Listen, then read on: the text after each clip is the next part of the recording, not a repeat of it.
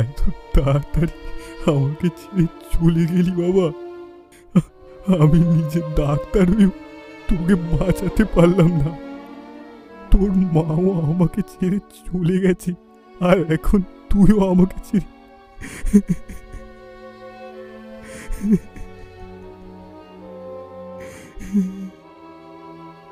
শান্ত হ ভাই, দেখ কেঁদে আর কি হবে। ছোট থেকেই যে ছেলেটা নানান রকম রোগে ভুগছিল, এই কলেরার ধাক্কাও সহ্য করতে পারেনি। আমারই দোষ, আমি সময় মতো আসতে পারিনি, তাই আমার জীব রাগ করে চলে গেছে।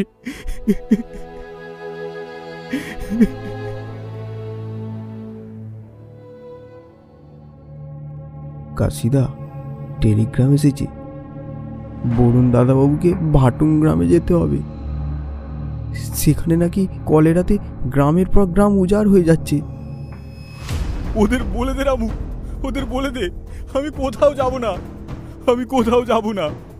কি হবে মানুষের সেবা করে? আমি নিজের ছেলেকেই বাঁচাতে পারিনি। আমি ডাক্তার নই, আমি ডাক্তার নই। আমি কোথাও যাব না, আমি কোথাও যাব না।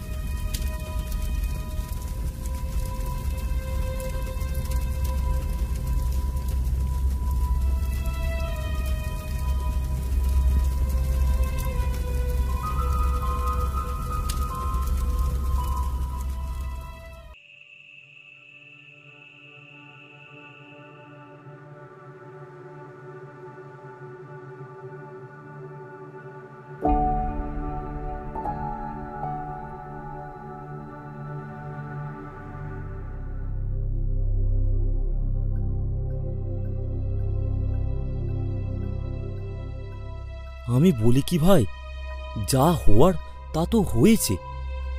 দেখ শিবু তো আর ফিরে আসবে না। তুই তুই ভাটুং চলে যা, সেখানকার মানুষ খুব বিপদে। আমার কিছু ভালো লাগছে না দাদা, ভগবান আমাকেও কেন এই রোগে নিয়ে নিচ্ছে না। আহ, এমন কথা বলতে নেই ভাই। এইভাবে একা একা কতদিন ঘরে বসে থাকবি? যা ভাই যা, কাল সকালেই বেরিয়ে পড়। আমাকে একটু ভাবতে সময় দাও দাদা, এখন আমি বড়ই ক্লান্ত। আচ্ছা ঠিক আছে। কাশীবাবু তার ঘরে চলে গেলেন।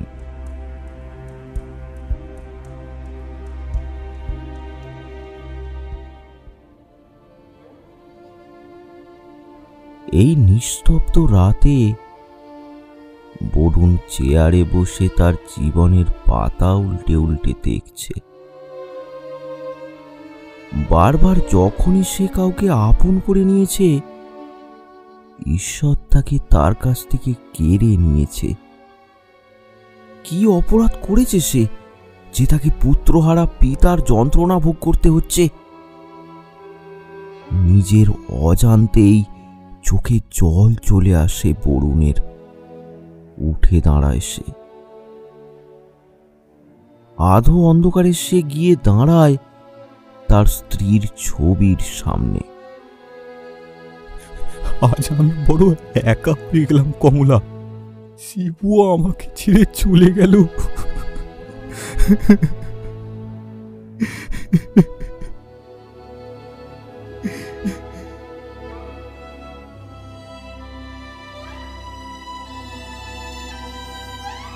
চোখের জলে ভাসতে ভাসতে এক বাবা তার মৃত স্ত্রীর কাছে অনুযোগ জানাতে থাকে।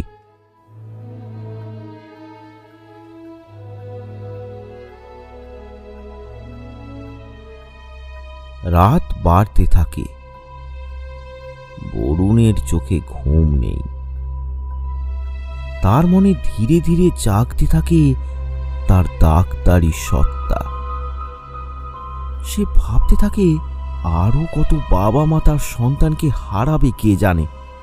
তার কি ঘরে বসে থাকাটা উচিত? হয়তো সেবার মধ্যে দিয়েই সে খুঁজে পাবে তার জীবনের শান্তি।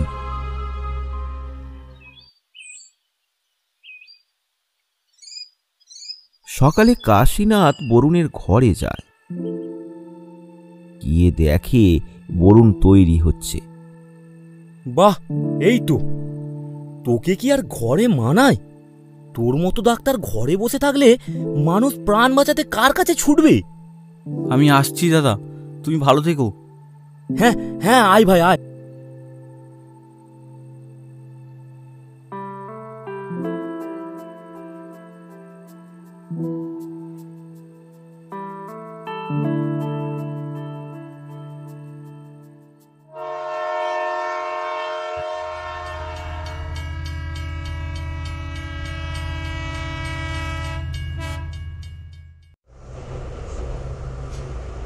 ট্রেনে করে যাত্রা শুরু হলো ভাটুং গ্রামের উদ্দেশ্যে। প্রায় 10 ঘন্টার যাত্রা, পৌঁছাতে রাত হয়ে যাবে। ট্রেনে বসে বসে বাইরের দিকে তাকায় বরুণ। আকাশের অবস্থা ভালো নয়, যখন তখন বৃষ্টি নামতে পারে। কাল সারা রাত তার ঘুম হয়নি, তাই ট্রেনে বসে ক্লান্তিতে তার ঘুম চলে আসে।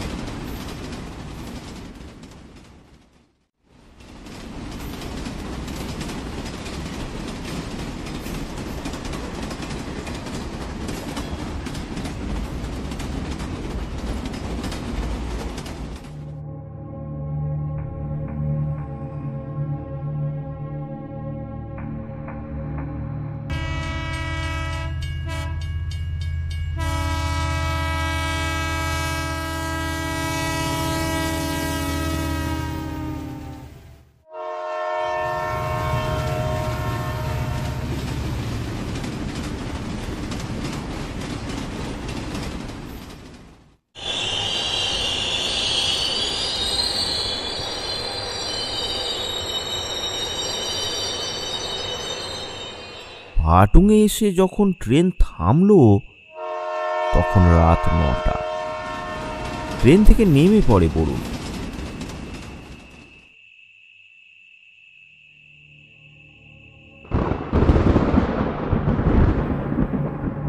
মাঝে মাঝেই শোনা যাচ্ছে মেঘের গর্জন।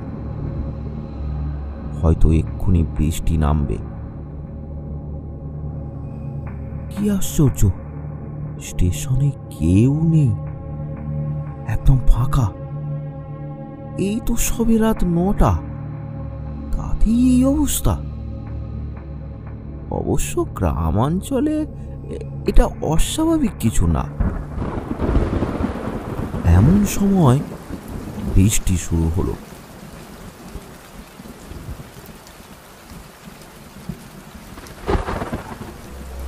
কিন্তু স্টেশনে থাকতে তার সাহস কুলালো না, তাই চলতে শুরু করলো বরুণ। এখন তো একটা গাড়ি না পেলে খুব মুশকিল দেখছি। দেখি একটু সামনে এগিয়ে গিয়ে।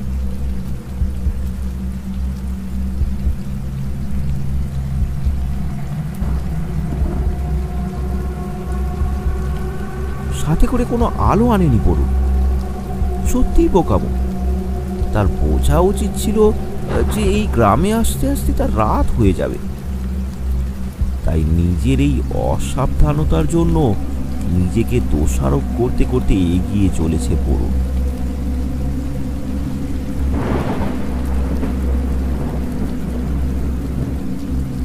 চারপাশের পরিবেশটা অস্বাভাবিকভাবে শান্ত, নিঝুম। শুধু বৃষ্টি আর মাঝে মাঝে হওয়া বাজের শব্দে চারিদিকটা মুখরিত হয়ে আছে।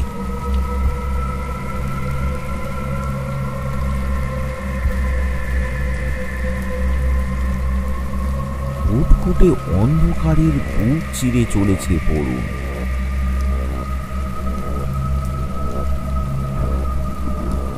কোথায় যাচ্ছেন ডাক্তার বাবু? হঠাৎ কারো একটা ডাক, চমকে ওঠে বরুণ। অন্ধকারে কাউকেই তো দেখতে পাচ্ছে না সে। কে কে তুমি? তোমাকে তো আমি দেখতে পাচ্ছি না। আমি মংলা, এই তো আপনার পেছনে। একবার ভালো করে ঘুরে দেখুন। পেছন ঘুরে এগিয়ে যায় সে। সত্যিই তো, একটা গরুর গাড়ির চালকের আসনে বসে আছে একটা লোক, জীর্ণ শীর্ণ, কেমন একটা অদ্ভুত ধরনের। এই অন্ধকারে তাকে আরো ভয়ঙ্কর লাগছে। আপনি তো ভাটুঙের নতুন ডাক্তার বাবু, হ্যাঁ তাই তো? হ্যাঁ, কিন্তু তুমি জানলে কেমন করে? আপনার অপেক্ষায় যে সারা গ্রাম বসে আছে শহর থেকে, নাহলে আর কি আসবে আমাদের এই অজপাড়া গায়ে? তা গ্রামের অবস্থা কেমন এখন? তা বাবু ভালো না, কত মানুষ যে চোখের সামনে মারা গেল, আরো যে কত যাবে তা কে জানে। চলুন ডাক্তার বাবু, আপনাকে বসন্তদার বাড়ি নিয়ে যাই। কেন, হাসপাতালে যেতে হবে তো আমাকে? তাই রাতে আর সম্ভব নয়, হাসপাতাল তো একদম ফাঁকা, সেখানে না আছে কোনো আলো আর না আছে কোনো মানুষ, শুধু কি? ও কিছু না, ওখানে কাল সকালেই যাবেন ক্ষণ। চলুন চলুন, বসন্তদা আমাকে বলে দিয়েছিল ডাক্তারবাবু আসলে তাকে ওখানেই নিয়ে আসতে। তাই? কিন্তু এই বসন্তদা কে বলো তো? উনি তো আমাদের গ্রামের হত্যাকর্তা, উনি ওই হাসপাতাল তৈরি করেছিলেন। আচ্ছা চলো, কিন্তু তুমি আলো জ্বালাওনি কেন? আলো আর ভালো লাগে না বাবু, চারিদিকে অন্ধকারের কালো রং আমাদেরকে ঘিরে ধরেছে, আমরাও অন্ধকারে তলিয়ে গেছি চিরতরে। কি সব যা তা বলছো? তা তুমি অন্ধকারে গাড়ি চালাতে পারবে তো? ওটাই দেখুন না, ঝড়ের গতিতে আপনাকে নিয়ে দৌড় দেব।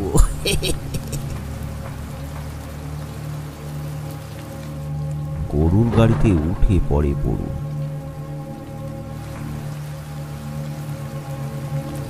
লোকটা কেমন যেন সন্দেহজনক, আলো ভালো লাগে না, এ আবার কি? ঝমঝমিয়ে বৃষ্টি তখনও চলছে, লোকটা সমানে ভিজে চলেছে, তার মাথার উপর কোনো ছাউনি নেই। গরুর গাড়ি চলতে শুরু করেছে। বেশ খানিকক্ষণ কারো মুখে কোনো কথা নেই, কেমন যেন দম আটকে ওঠা পরিবেশ। বাতাসের গন্ধটাও যেন কেমন চেনা চেনা লাগছে বরুণের। লাশ কাটা ঘরে তো এমনই। হ্যাঁ, কিছুক্ষণের জন্য তার দেহ একেবারে ভয়ে আড়ষ্ট হয়ে যায়, কিন্তু পরক্ষণেই নিজেকে সামলে নেয় সে।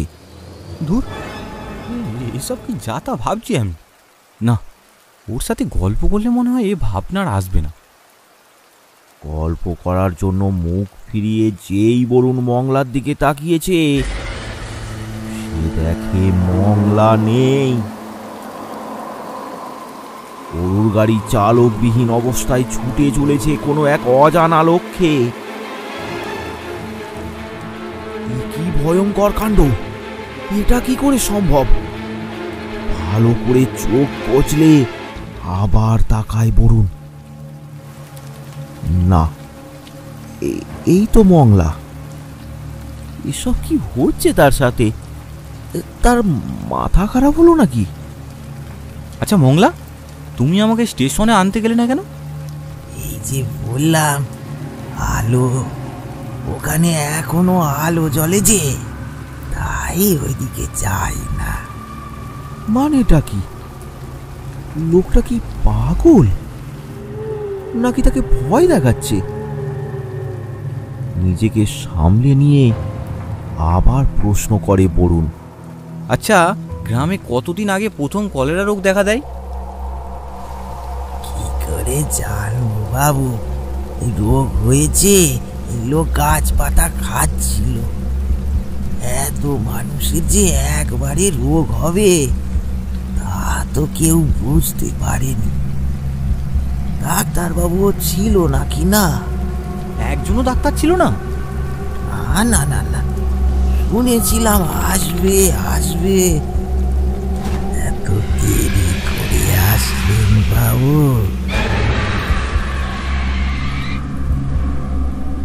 বরুণ আর কোনো কথা বলল না, মচ করে গরুর গাড়ি এগিয়ে চলেছে।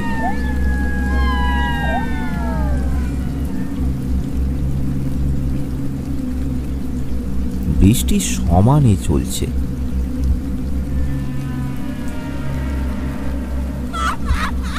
হঠাৎ বরুণ শুনতে পেল একটা হাসি, একটা ভয়ঙ্কর অট্টহাসি। এই কার হাসি?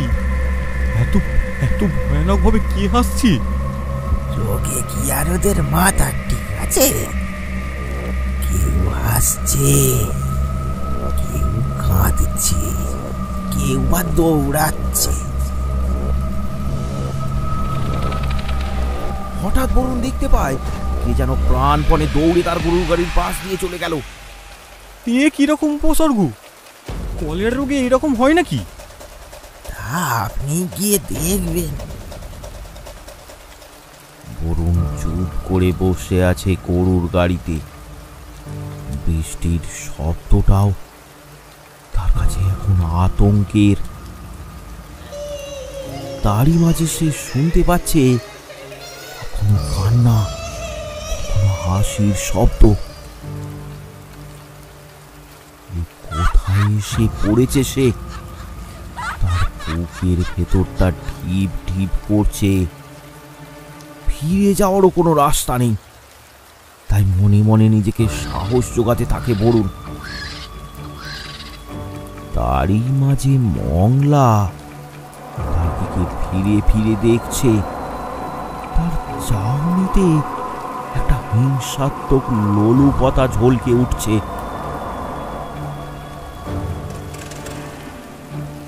ভয়ে ভয়ে বরুণ এবার প্রশ্ন করে, আর কত দূর? অনেকক্ষণ তো হলো। এই তো চলে এসেছি, আর একটু ডাক্তারবাবু। গরুর গাড়ি চলছে। চারিদিক থেকে ভেসে আসছে শিয়াল আর শকুনের চিৎকার। আর তারই মাঝে মাঝে শোনা যাচ্ছে সেই কান্নার শব্দ।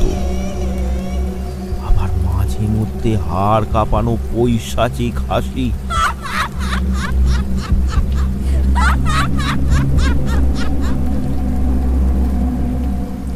বৃষ্টিটা এবার আস্তে আস্তে কমে এসেছে।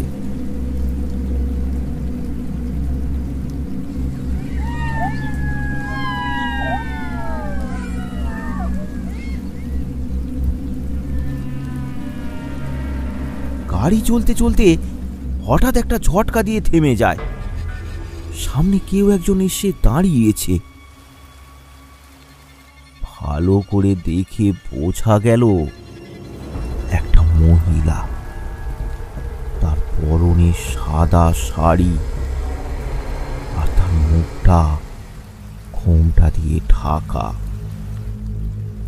তার তাকে দেখে বরুণ আরও ভয় পেয়ে যায়। এমন সময় মংলা চেঁচিয়ে ওঠে, এই কে তুই? এখানে কি করছিস?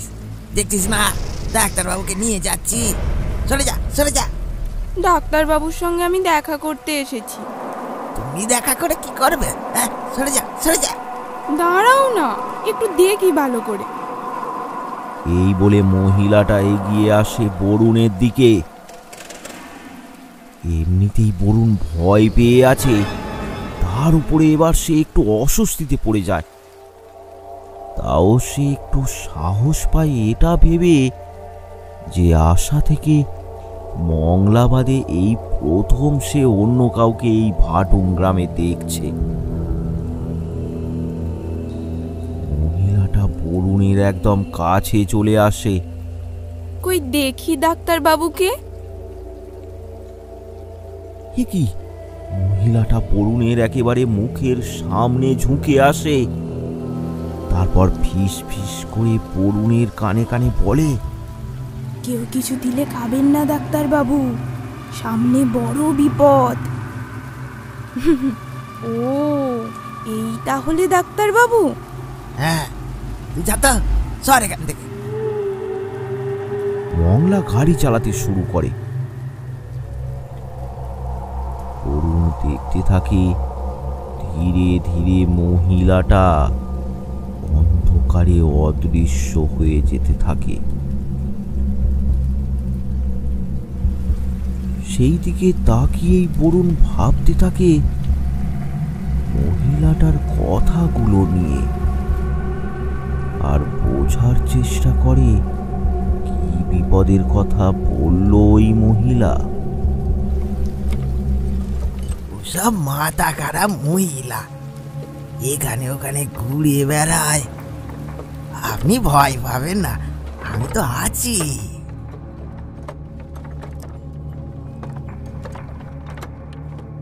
বৃষ্টি এখন থেমে গেছে।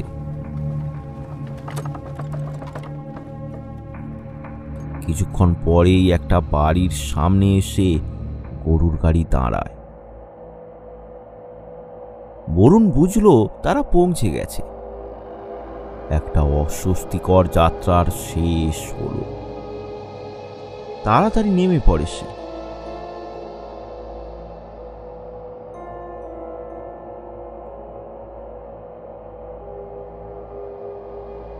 মংলা দরজায় গিয়ে ডাক দেয়, বসন্তদা, ও বসন্তদা, আরে এসো, ডাক্তারবাবু চলে এসেছে।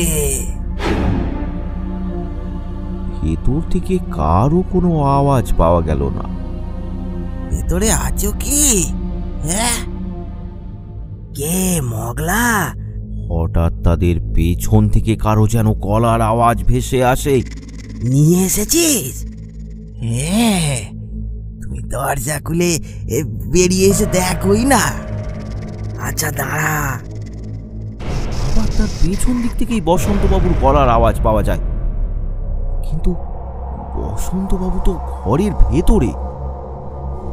তাহলে তার গলা বাইরে থেকে কেমন করে আসছে? এমন সময় বরুণের সন্দেহ কাটিয়ে দরজা খুলে বেরিয়ে এলো বসন্তবাবু। হয়তো তারই মনের ভুল, কত কি যে তার শরীর আজ তাকে অনুভব করাবে কে জানে। আরে ডাক্তারবাবু এসে গেছেন? তা বড্ড দেরি করে আসলেন। তা একটু হয়েছে, কিন্তু এসে তো গেছি। কাল থেকে চিকিৎসা শুরু করব। সে উপরওয়ালা যা মনস্থির করেন। মানে? না না, মানে সবই তো তারই ইচ্ছে। আসুন আসুন, ভেতরে আসুন।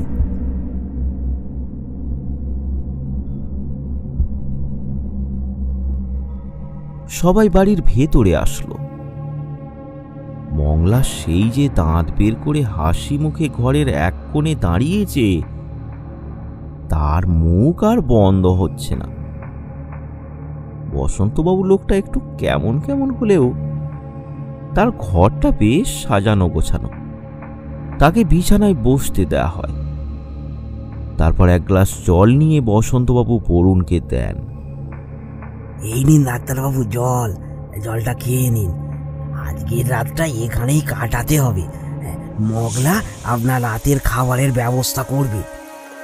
বুঝতেই তো পারছেন, একা মানুষ, কত কি আর সামলাবো, তাই ওর ওপর দায়িত্ব। মংলার মুখটা আর একটু ফাঁক হয়ে গেল। আহ্লাদে গদগদ হয়ে সে বলল, শুধু আমি নয়, অনেকেই আপনার সেবা করবে বলে অধীর আগ্রহে অপেক্ষা করছে। এই দাঁড়ান দাঁড়ান, এই সবাইকে খবর দিয়ে আসি। আরে কোথায় যাচ্ছ? এসবের কোনো দরকার নেই, দাঁড়াও। মংলা কোনো কথাই শুনল না, সে বেরিয়ে গেল। বরুণ জলের গ্লাসটা তুলে নিয়ে খেতে যাবে, হঠাৎ সে থমকে যায়। তার মনে পড়ে সেই মহিলার কথা, আর তাছাড়া কলেরায় সংক্রমিত গ্রামের জল পান করাটা উচিত নয়। বরুণ গ্লাসটা রেখে দিল। সাথে সাথে বসন্তবাবুর মুখের হাসি যেন এক নিমেষে গায়েব হয়ে গেল। এটা কি হলো? চমকে উঠে বরুণ। বসন্তবাবুর এমন রাগের কারণ বরুণ কোনো মতেই বুঝতে পারে না, কিন্তু পরক্ষণেই নিজের মুখে হাসি নিয়ে বসন্তবাবু বললেন, কি হলো, জল খাবেন না? না, জল আমার সাথে আছে, আমি সেটাই খাবো। জল দূষিত থাকতে পারে আপনাদের গ্রামে।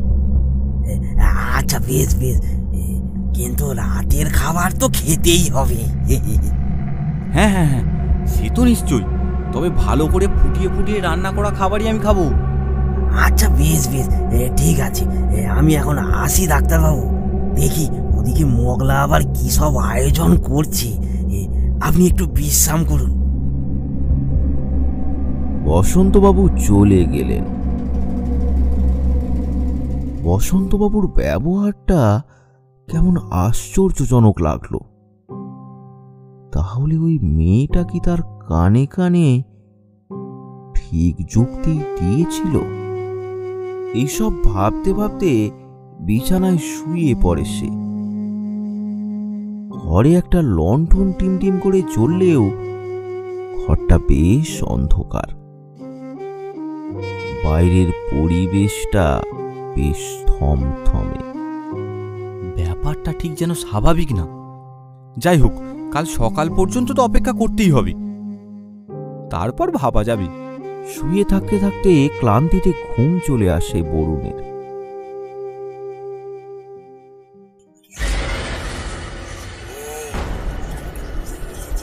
হঠাৎ একটা হইচইয়ের শব্দে ঘুম ভেঙে যায় তার। সে শুনতে পায় আর ঘরের বাইরে কারা যেন চিৎকার করছে, জোরে জোরে হল্লা করছে। উঠে বসে বড়, তারপর ভয়ে ভয়ে চেঁচিয়ে ওঠে, কে? বাইরে কারা? সাথে সাথে সবাই চুপ। দরজা খুলে ভেতরে আসে বসন্তবাবু।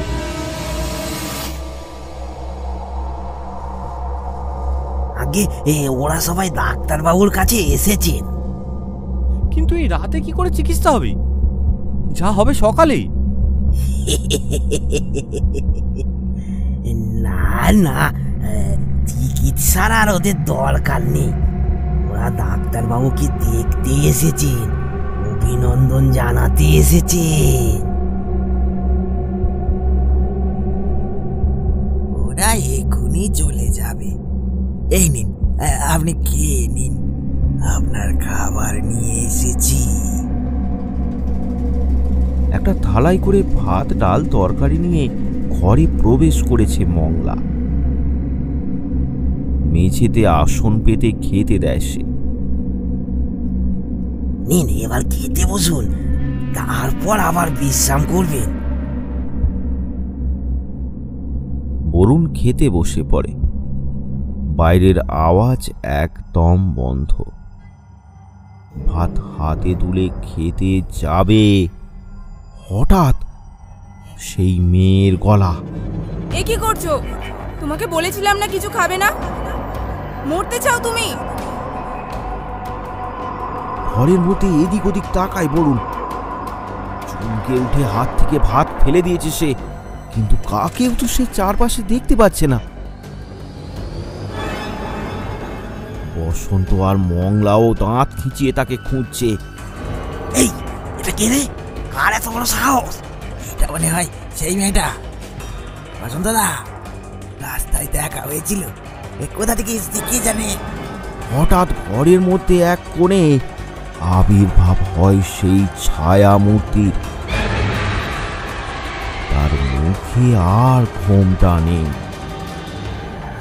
আটকে উঠে বলুন, এ কি কমলা, তুমি?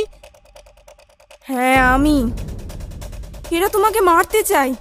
এরা কেউ মানুষ নয়, এরা সবাই ভূত। সাথে সাথে দেখা যায় বসন্ত আর মংলার মুখটা পরিণত হয়েছে একটা ভৌতিক অবয়বে। তাদের মুখগুলো দেখলে যে কেউ ভয়ে ভিড়মি খাবে। বসন্তবাবু জোর গলায় চেঁচিয়ে ওঠে, তোর এত বড় সাহস? তুই আমাদেরকে বাধা দিবি? দাঁড়া। এবার বসন্ত আর মংলা ঝাঁপিয়ে পড়ে কমলার ওপর। ঘরের মধ্যে বাতাস তোলপাড় করতে থাকে। ছেড়ে দে, ছেড়ে দে আমায়, ছেড়ে দে। এই ঝড়ে লণ্ঠনটাও দপ দপ করে নিভে যায়। ছেড়ে দে আমায়, ছেড়ে দে। একটা অন্ধকার প্রেত পুরীতে পরিণত হয় ঘরটা। তারই মধ্যে বোঝা যায় হাওয়ার ঝড় যেন দরজা দিয়ে বাইরে বেরিয়ে গেল। তার মানে কমলাকে নিয়ে ওরা বাইরে বেরিয়ে গেছে। কমলা, কমলা, কমলা! অরুণ তাড়াহুড়ো করে বাইরে বেরোতে থাকে। বাইরে বেরিয়ে অবাক হয়ে যায় বরুণ।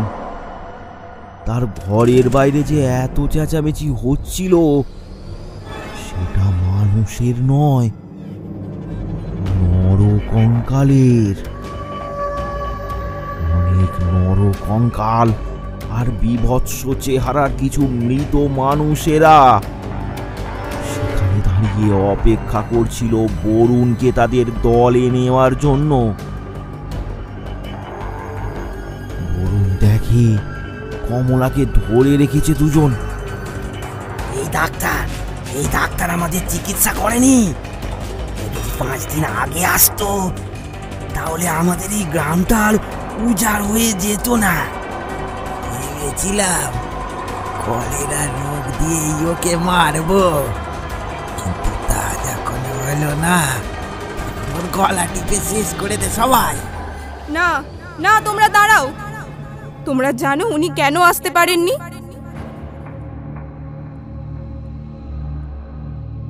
সব ভূতগুলো থমকে দাঁড়ায়।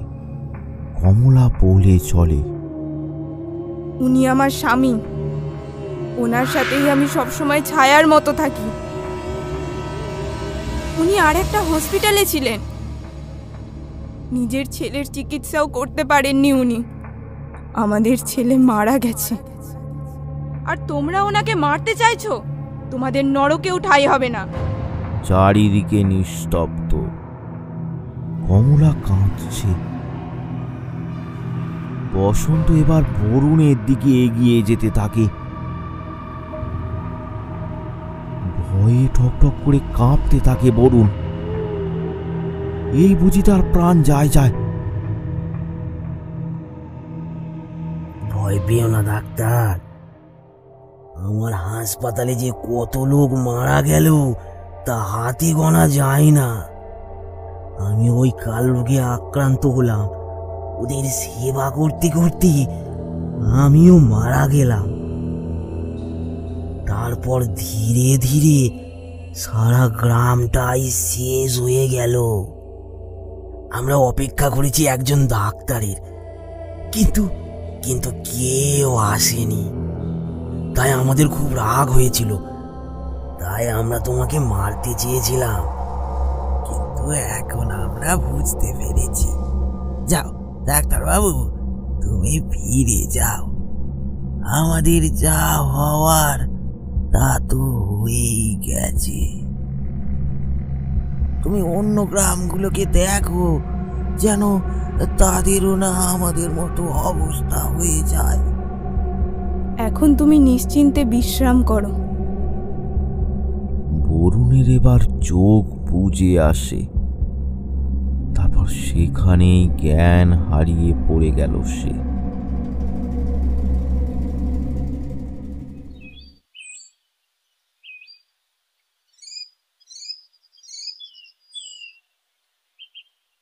সকালে তার ঘুম ভাঙল দরজা ধাক্কানোর শব্দে,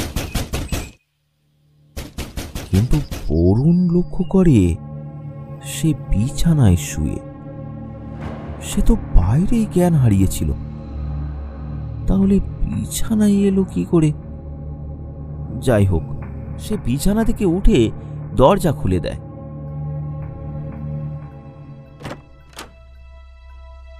দরজায় দাঁড়িয়ে তার দাদা কাশীনাথ।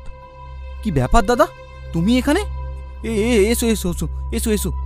না না, তুই তুই ব্যাগ গুছিয়ে তাড়াতাড়ি বাইরে আয়, আমরা এক্ষুনি বেরোবো। আচ্ছা দাঁড়াও। বরুণ ব্যাগ নিয়ে বাইরে আসে। বাইরে গরুর গাড়ি দাঁড়িয়েছিল, সেটাতেই তারা দুজনে উঠে পড়ল।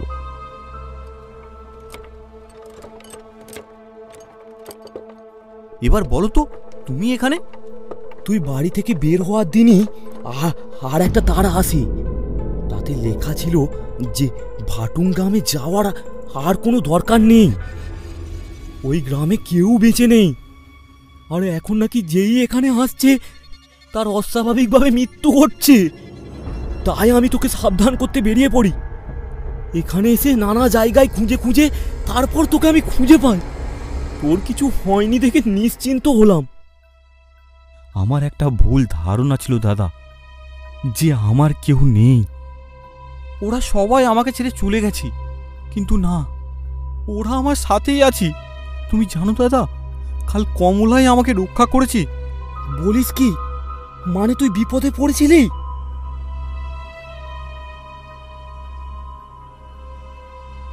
সব ঘটনা খুলে বলে বরুণ। সব শুনে ভয়ে আঁতকে ওঠে কাশীনাথ। ভগবানকে অশেষ ধন্যবাদ, তুই ঠিক আছিস। চলো দাদা, হয়তো বাড়ি গিয়ে দেখবো আবার কোনো অন্য গ্রাম থেকে তার এসে পৌঁছেছে।